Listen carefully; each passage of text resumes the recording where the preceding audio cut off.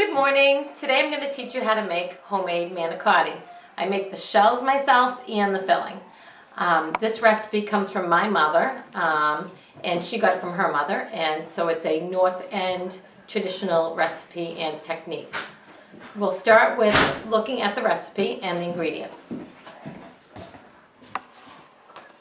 Alright, manicotti. The shells will use 3 eggs, 1 cup of water, 1 cup of flour, and a little salt.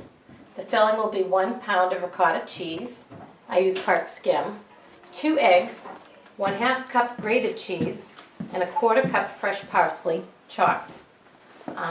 Maybe even a little black pepper, a little sprinkle of black pepper. I think I wrote that down.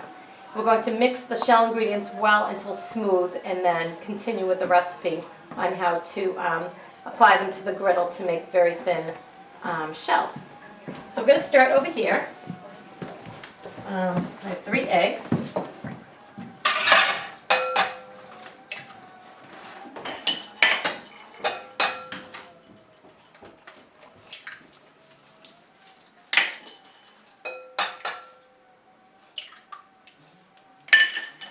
Just beat them a little. And to that we're going to add a cup of flour. I like to use the sweep method where you pile it loosely in your cup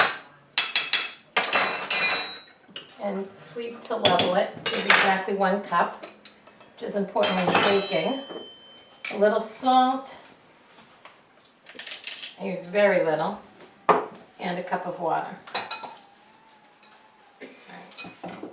So I'm using a fork because I want to get it really thin. I want to kind of mash out the lumps along the edge of the bowl. You want to get all of the lumps out. So you want to mix it well, and it'll be very, very thin.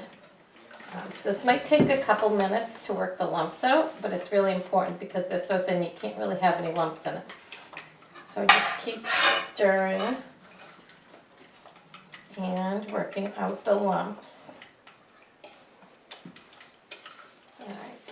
So this recipe can be made the day before you plan to cook them. I'm going to cook, and we're going to have these tomorrow, and I'm making them today. So I will wrap them in plastic wrap really tight and refrigerate them overnight. The shells, not filled. And you can also make the filling the day before also. I like to do that like the night before, mix the eggs and the ricotta and the other ingredients and wrap and refrigerate that separately. So we're making our shells and it's getting smooth. Okay, getting the lumps out. Any last little lumps I'll just kind of smash out against the edge of my bowl. It's like a really thin pancake mix. Or if you've ever made crepes, it's like making crepes. There's a lot of egg and water and a little flour as the base. But it's a very loose recipe. So I think I have all my lumps out. I want to preheat my oven. I'll just start it on high and then turn it down to medium just to get that pan warmed up. Preheat the pan, not the oven.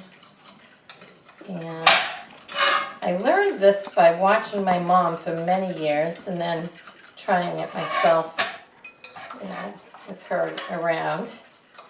And I find that watching someone make this is probably more important than just looking at the recipe. So that's why I'm putting it on YouTube for all of you. Alright, so that's really thin. Looks like all the lumps are out. I'm going to grab a little butter. Hang on. Stay down.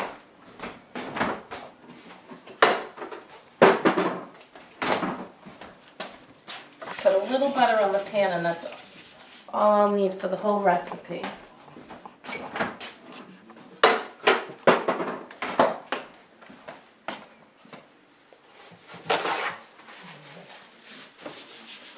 Just lightly coated.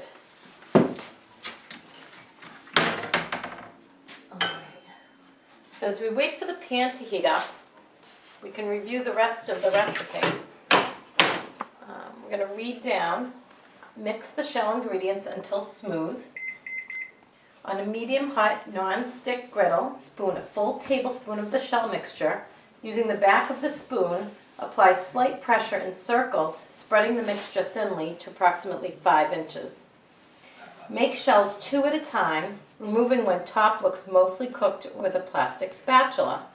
As you get better, you might make 4 at a time. You may flip them for a few seconds, but it is not necessary. Arrange the shells on a dish, overlapping them to make separating them easy. When done, wrap the dish well with plastic wrap, and the shells may be frozen or refrigerated overnight. So if you're going to freeze them, you might want to use a plastic dish, so you're not putting your ceramic in the freezer. All right, so let's see if our pan is ready. Put a little water on it, and it sounds ready. So I'm going to lower it to medium. I think that's good.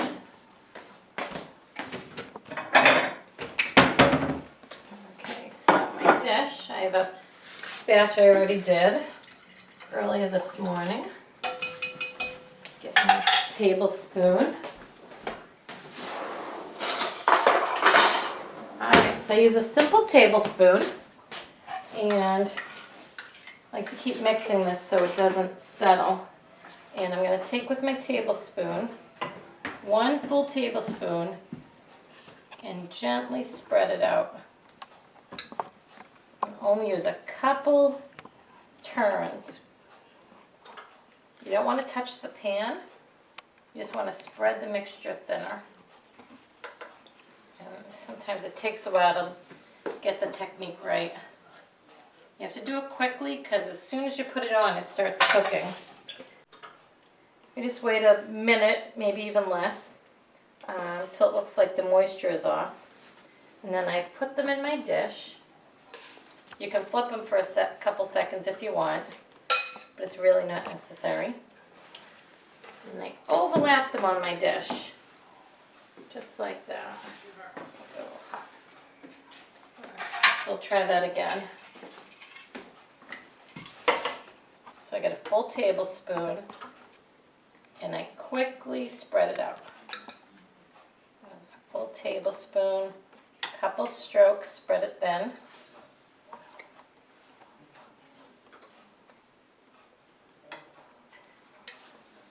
And these thin shells are very delicate in your mouth when you eat them. They're very light.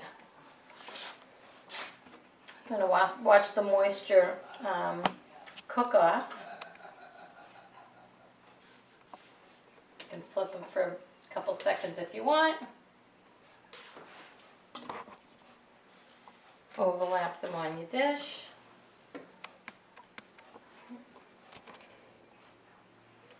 Or not flip them, like these. And continue.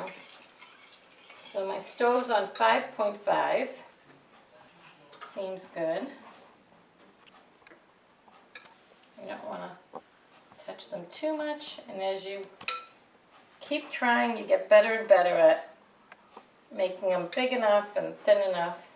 Sometimes I get a couple little holes in them, and that's okay, or I try to fill it in quickly, but you'll find if you try to fix it up too much, it just gets worse. So sometimes it's best to just move on to the next one. Waiting for it to cook a little. You don't want it to get brown. And you can see how thin they are. You can see through it a little bit.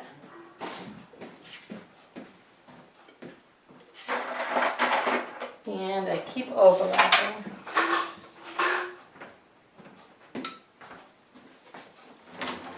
This is a traditional food that I make for Easter. You can make it for any holiday that's special.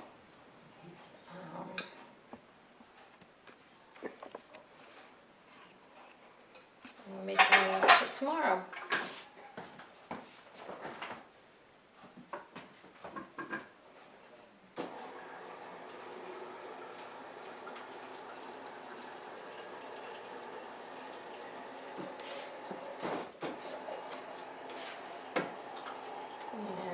continue overlapping them on the dish.